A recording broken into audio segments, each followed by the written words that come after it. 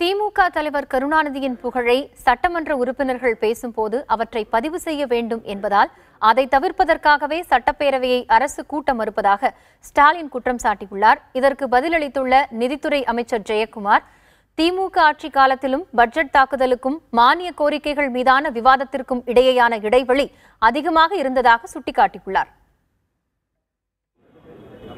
தலைவருடைய பெருமைகளை, சிறப்புகளை பேசி அவையிலே அது பதிவாகிவிடக்கூடாது என்கிற நய வஞ்சகத்தோடு ஒரு சிறு துளி அளவு கூட அரசியல் நாகரிகம் இல்லாமல்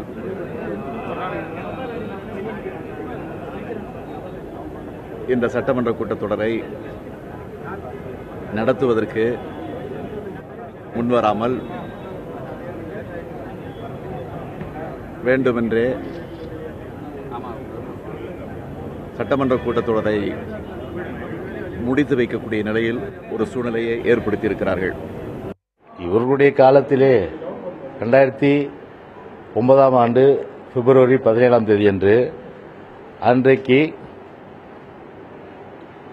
நிதிநிலை அறிக்கை தாக்கல் செய்யப்பட்டு அதன் பிறகு ஜூன் மாதம் மானியங்கள் சட்டமன்றத்தில் எடுத்துக் கொள்ளப்பட்டு நிறைவேற்றப்பட்டிருக்கின்றது.